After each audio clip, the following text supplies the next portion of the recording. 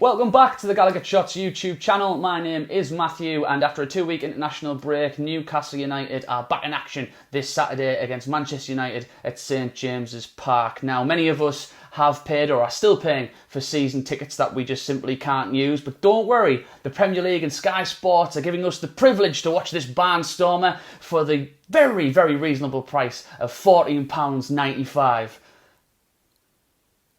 But moving away from the ineptitude and greed of the Premier League, its clubs and its broadcasters, I am here to try and predict the starting 11 for this Saturday's game against Manchester United. Now, starting off in goal, it's a no-brainer, it's an easy one. Karl Darlow will remain our number one choice in the absence of Martin Dubravka. There has been noises that Martin Dubravka has had a setback in his recovery from injury after surgery. Steve Bruce has been quoted as saying he doesn't like to put time scales on players who have had surgery. So hopefully it's not too bad, but it does sound like we won't be seeing Martin Dubravka in a Newcastle shirt until the new year. But I think Karl Darlow, of course, will start this game.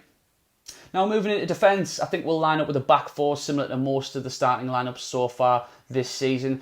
Right back, Javier Manquillo, pretty much an ever-present in all the starting lineups so far. Left back, Jamal Lewis, I think he'll be okay after that injury scare whilst on international duty with Northern Ireland. He did have to get sent home early for a scan on his Achilles tendon, but Steve Bruce has been quoted as saying he is okay and he has been pictured in training, so fingers crossed he will be starting on Saturday. And when it comes to the centre-half partnership, the captain of the lovely lads 11 will retain his place, I think, Federico Fernandez, but I think Jamal Lascelles has overcame his injury troubles and he will captain the side on Saturday. Now, the midfield, I believe, will give us our biggest clue about what Steve Bruce wants to do in this game. Is he going to have a go, or is he going to try and keep it a bit solid to start with? I vote have a go. Manchester United, of course, aren't in the greatest of form. They got beaten their last game 6-1 at home to Spurs. They've got a lot of players who've played the international break. They won't be able to play their new signing Edison Cavani, and they're missing Martial due to suspension.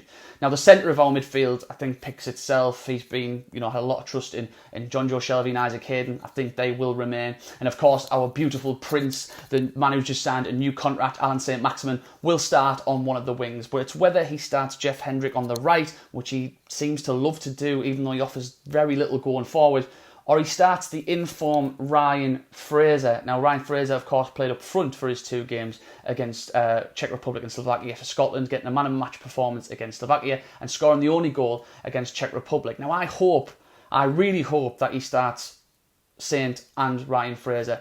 But again, there's this niggling thing in my brain that he is going to start Jeff Hendrick. But let's put it out in the universe. Let's hope that me saying this will somehow get to Steve Bruce and we will start with 2 actual wingers. So my midfield will be Jonjo Shelvey and Isaac Hayden at centre of midfield, and the 2 wingers hopefully will be Alan Saint-Maximin and Ryan Fraser.